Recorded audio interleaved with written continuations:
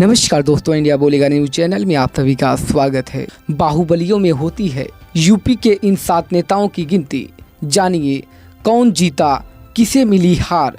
रघुराज प्रताप सिंह उर्फ राजा भैया प्रतापगढ़ की सियासत को पिछले 3 दशक से अपने हिसाब से चला रहे हैं। इस बार के हुए विधानसभा चुनाव में राजा भैया अपनी ही पार्टी जनसत्ता दल लोकतांत्रिक के सिंबल पर कुंडा सीट से चुनावी मैदान में उतरे हुए थे और 7वीं बार जीत दर्ज कराई। राजा भैया ने अपने पुराने साथी और सपा प्रत्याशी गुलशन यादव को 30,418 वोटों से पराजित किया है। इस बार उनकी सियासी बादशाहत कम हो गई है क्योंकि उन्होंने 1.5 लाख वोटों से जीतने का वादा किया था।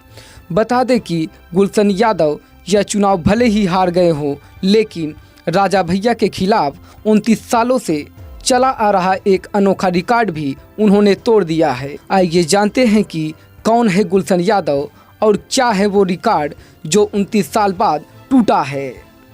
गुलशन यादव का जन्म प्रतापगढ़ जिले के कुंडा के मऊदरा गांव में हुआ है।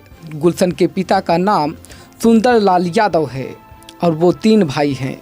गुलशन का छोटा भाई छविनाथ यादव समाजवादी पार्टी के प्रतापगढ़ का जिला अध्यक्ष है। गुलशन यादव ने अपने राजनीतिक सफर की शुरुआत राजा भैया के संदिग्ध में ही रहकर की थी। करीब 2 दशक पहले मायावती सरकार में राजा भैया पर पोटा लगा दिया था, जिसके गवाह राजेंद्र यादव थे।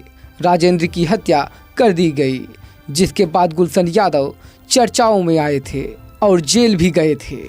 बता दें कि गुलशन यादव को एक वक्त राजा भैया के बेहद करीबियों में गिना जाता था। साल 1993 से रघुराज प्रताप सिंह उर्फ राजा भैया प्रतापगढ़ जिले की कुंडा विधानसभा सीट से लगातार निर्दलीय विधायक चुने जाते आ रहे हैं और सपा बीजेपी के सहयोग से मंत्री भी बनते रहे हैं। ऐसे में समाजवादी पार्टी ने पिछले 2.5 दशक से कुंडा में राजा भैया के खिलाफ अपना कोई प्रत्याशी नहीं उतारा। वो राजा भैया का समर्थन करते रहे, लेकिन इस बार सपा ने उनके खिलाफ अपना प्रत्याशी चुनावी मैदान में उतार दिया है, जिससे राजा भैया के समक्ष चुनौती तो खड़ी हो गई थी, तो वहीं कुंडा सीट से प्रत्याशी उतारने को लेकर चुनाव के दौरान राजा भैया और अखिलेश यादव के बीच काफ़ी तल्खियाँ भी देखने को मिली थी।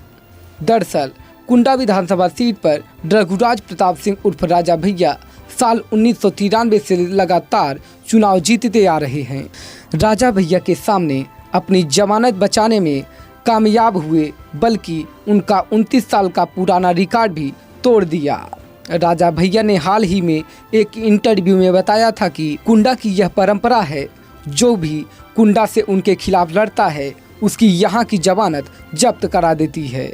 आप पिछले 6 चुनावों का इतिहास देखिए, आपको पता चल जाएगा। हालांकि इस बार गुलशन यादव ने 35.19% वोट पाकर अपनी जमानत बचा ली है।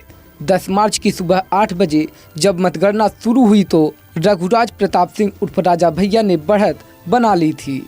जैसे जैसे राउंड बढ़ते गए, हार जीत में वोटों का अंतर भी कम होता चला गया। 30वें राउंड में राजा भैया ने गुलशन यादव को 30,418 वोटों से पराजित कर दिया। राजा भैया को 99,261 वोट मिले, यानी कुल वोटों का 50.58% मत मिला है।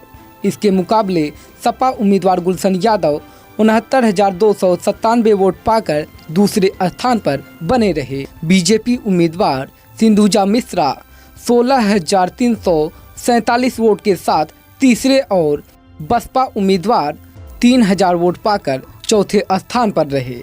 चुनाव आयोग के मुताबिक जब कोई उम्मीदवार सीट पर पड़े कुल वोटों का 1/6 यानी 16.66% वोट हासिल नहीं कर पाता तो उसकी जमानत जब्त कर ली जाती है। जमानत जब्त होने पर उम्मीदवार की जमानत राशि को चुनाव आयोग रख लेता है, जिसे जमानत जब्त होना कहा जाता है। विधानसभा चुनाव में सामान्य वर्ग के उम्मीदवार के लिए जमानत राशि की रकम 10,000 रुपये होती है, जबकि SC और ST वर्ग के उम्मीदवारों को 5,000 रुपये जमा कराए जाते हैं। अगर आपको हमारा वीडियो पसंद आया है तो प्लीज़ लाइक कीजिए, सब्सक्राइब कीजिए और बेल आइकन की घंटी जरूर दबाइएगा।